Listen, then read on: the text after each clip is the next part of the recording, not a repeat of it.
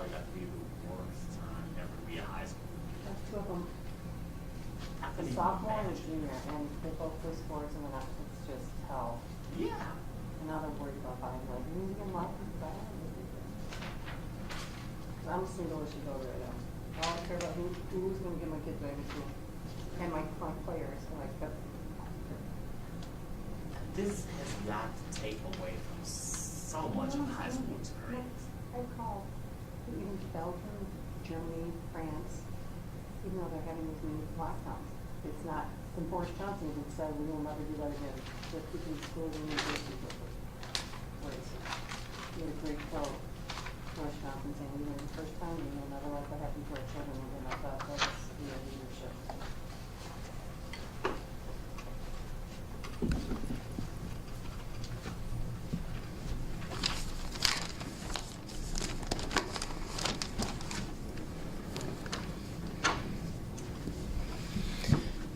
Well, good afternoon, everyone, and welcome to the COVID-19 update for Tuesday, November 3rd, Election Day, the last day to vote in the 2020 elections. Here in Illinois, we made this year's Election Day a state holiday for K through 12 schools and for public universities. As a result, local election authorities that use schools and college buildings as polling places have less foot traffic in and out of those facilities, another effort to reduce possible exposure to coronavirus while you're out casting your ballot, keeping people safer. And whether or not you have the day off, it's not too late to vote in Illinois, even if you have never registered to vote before. Please make your voice heard. Just go to a polling place near you and you can register to vote right there and vote in person today. Just bring 2 forms of identification, at least one of which shows your current address. For more information, visit the website of your local election authority or the Illinois State Board of Elections at www.elections.il.gov, elections.il.gov. If you still have your vote by mail ballot and have not returned it, and approximately 500,000 of those ballots are still out there, and you want to vote in person, you can either bring your ballot with you and you can simply hand it over so you can vote in person instead, or else fill out your vote by mail ballot and bring it directly to your local polling place or to a secured ballot drop box in your area. You must do so by 7 p.m. Central Time tonight. Illinois is taking every precaution to make sure that this voting process is as safe as it is secure. At my direction, the Illinois Emergency Management Agency delivered to local election authorities over 165,000 containers of hand sanitizer, over 1.4 million KN95 masks, nearly 260,000 surgical masks, and 90,000 face shields. Most of those deliveries took place weeks ago so that local election authorities have access to all of the safety supplies that they need to protect voters this election. We're committed to making sure that every election authority in the state can allow every voter to cast a ballot safely and securely. If you're headed to the polls today, please don't forget to wear your mask and keep your distance. If a voter is experiencing problems at a polling place and wants to call someone to get guidance on their situation, they can call the Illinois State Board of Elections voter hotline at either 312-814-6440 in Chicago or 217-782-4141 everywhere else in the state. If anyone encounters election activity that they suspect is improper or illegal in Chicago and Northern Illinois, they can call the Illinois Attorney General's Office hotline at 866-536-3496. Voters in Central and Southern Illinois can reach the Illinois Attorney General's Office at 866-559-6812. The Illinois Attorney General's office also has a 2020 voter guide with frequently asked questions on its homepage, on its website at www.illinoisattorneygeneral.gov. That's G-O-V. illinoisattorneygeneral.gov. Please remember that if you are in line to vote at your voting place at 7 p.m. tonight, when polls are scheduled to close, you have the right to continue waiting and cast your ballot. As of this morning, approximately 3.8 million Illinoisans had cast a ballot, with nearly 2 million ballots being cast in person and more than 1.8 million ballots submitted through the mail. According to data from the Illinois State Board of Elections, a surge in vote-by-mail ballots accounts for the greatest difference between the votes cast so far in the 2020 election and the comparable time during the 2016 election. More than 1.5 million more voters have already cast a ballot compared to the same time during the 2016 presidential election, and that's pretty great. With vote by mail hitting all-time records, that means that we will have to be patient about the results of all of our races this year. It's possible, maybe even likely, that we won't know the outcome of the presidential election tonight. As I mentioned yesterday, this waiting period is a great time to take a break from social media. We know there are foreign state actors, specifically Russia and Iran and others, who intend to promote disinformation and misinformation today and in the coming days over social media. They would like nothing more than to promote conspiracy theories and sow discontent in an attempt to pit Americans against one another. If you want accurate information about the vote count, go to your local election authority's website, to the Illinois State Board of Elections website, to dedicated sites like 538.com or the election coverage section of the Politico website or the New York Times website, where they track all the races nationwide, or visit other reputable national and local news outlets. Remember, political candidates do not count votes. Political parties do not count votes. Television networks do not count votes. State and local election authorities count votes. They then transmit this information to the media and to the general public, a long-standing and standard process across the nation. With the record-setting use of vote-by-mail ballots here in Illinois because of COVID, we can expect to get results on probably Wednesday or Thursday or Friday. And there will be an official finalized tally of votes announced by November 17th. That's in accordance with existing state law. And just as with every election, states will be working hard this year to make sure that every eligible vote that was turned in on time is counted. On a different note, today is also a great day to take advantage of the open enrollment period for quality health insurance provided under the Affordable Care Act.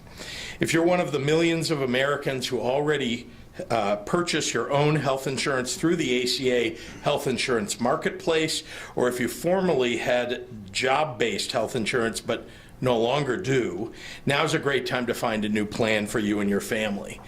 Also, you can always access a special enrollment period if you leave your job for any reason and need a new source of health insurance, another right that comes with the Affordable Care Act. Since its passage in 2010, the ACA has been an invaluable asset in Illinois' fight to provide health care to all residents of the state. According to the most recent data in 2019, approximately 1 million Illinoisans currently receive some form of coverage either through an ACA marketplace plan or through Medicaid expansion.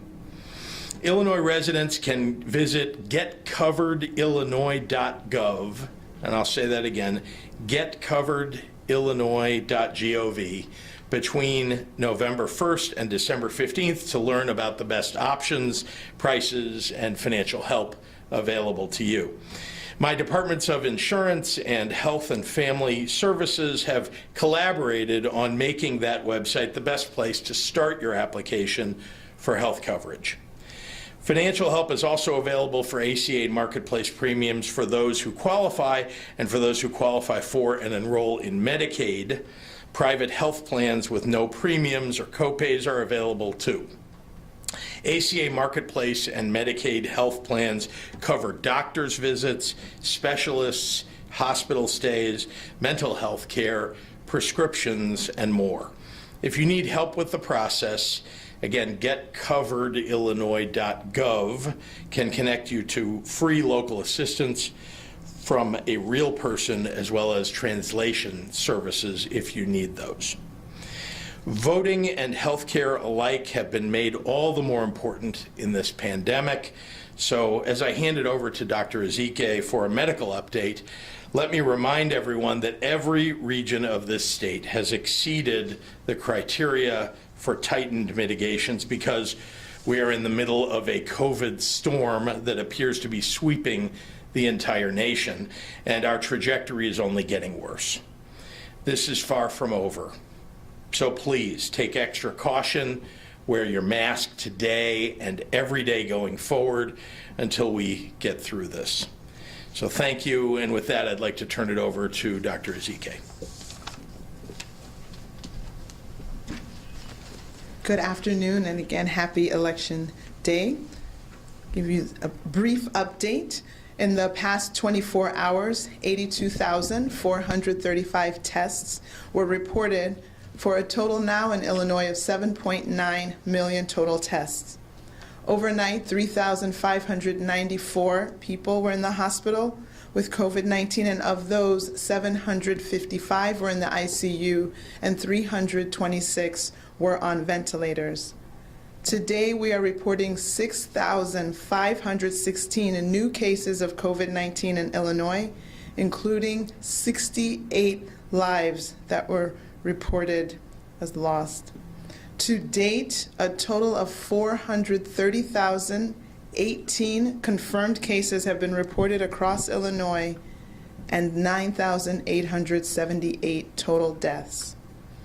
Just another friendly reminder, as the governor has said, if you are on your way out to vote, please wear your face covering. Please, again, make sure that it covers both your nose and your mouth.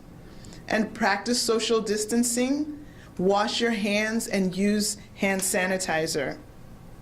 Also, please make your choices before you go in so that you can go in and come out as quickly as possible. Thank you. Hola y buenas tardes. Feliz día de las elecciones. En las últimas 24 horas, más de 82,000 pruebas fueron hechas para un total de 7.8 millones pruebas. Desde anoche, 3,594 personas en Illinois estaban en el hospital con COVID-19. De ellos, 755 pacientes estaban en la unidad de cuidados intensivos y 326 personas estaban en ventiladores. Hoy informamos 6,516 nuevos casos de COVID-19 en Illinois, incluidas 68 vidas perdidas. Hasta la fecha se han reportado más de 430,000 casos de COVID-19 en Illinois y más de 9,800 muertes. Un recuerdo para todos: si vas a ir a votar, por favor, use un cubrecara, mantenga su distancia y asegúrese de que su boca y su nariz estén cubiertas. También lávese las manos o use desinfectante de manos. Otro recuerdo: si recibe la noticia que sea infectado, recuerde que se necesita hacer en cuarentena por 14 días. Muchísimas gracias para su apoyo. And with that, I will turn it back over to Governor Pritzker. Thank you. Thanks, We'll Dr. start in the Ezike. room and then go online. Okay, I have two questions. Thank you, Governor. Hi. If Biden wins tonight, we've been told that Mayor Lightfoot. Yeah, what? I'm sorry. Oh, I'm sorry. If Biden wins Oh. tonight, we've been told that Mayor Lightfoot may be heading to the Department of Justice. Have you been courted for any possible cabinet positions or ambassadorships? No. No? Okay. My second question, where are you going to be watching the returns tonight? And what will happen if your graduated income tax is not passed? I'll watch returns at home. I would encourage people to do that if they're watching the returns. And look, I'm optimistic about the results of the election for the fair tax. And I don't know that we'll know the results of that election tonight. It'll take some time. As you know, there's a method of calculating how many ballots were turned in, how many people actually voted on it. Those all matter in terms of what the necessary numbers are for passage. But as I've said many times before, the options for Illinois without the fair tax are not good. The options, as I laid them out at the beginning of this effort more than a year ago, are significant revenue increase on a very regressive basis. The way that the Illinois income tax is currently charged, it is significantly regressive. It benefits the wealthy.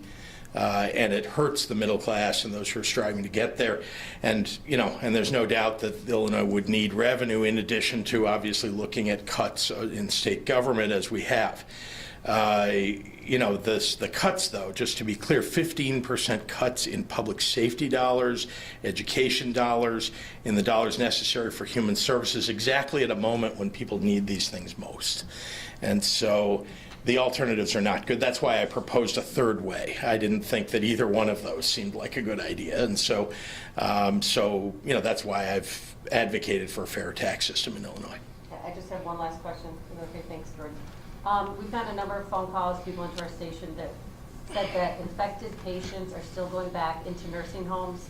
On the northwest side, there is a facility, a lawn care health facility in Naperville, where paramedics say they transferred 23 infected patients back into nursing homes. Are you encouraging nursing homes to take back infected patients? Is there an order or edict? No. Or any incentive through the state reimbursement from IDPH?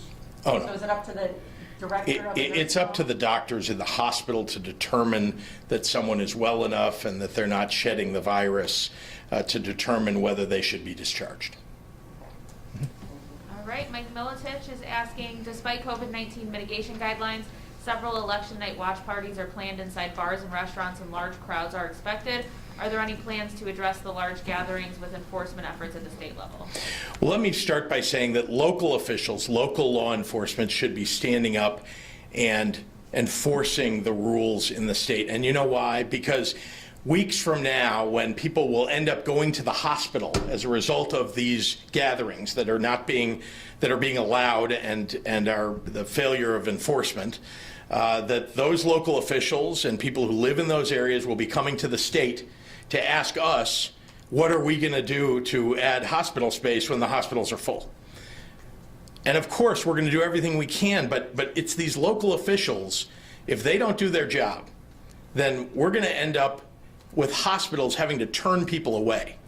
And that's just not something that I find acceptable. And that is why local officials, that is why people all across the state, need to stand up and make sure that they're doing everything that they can locally, state's attorneys, sheriffs, law enforcement, elected leaders, to enforce the rules here so that we don't end up with a terrible nightmare of a healthcare situation and people dying because they can't even get treated in their local hospital.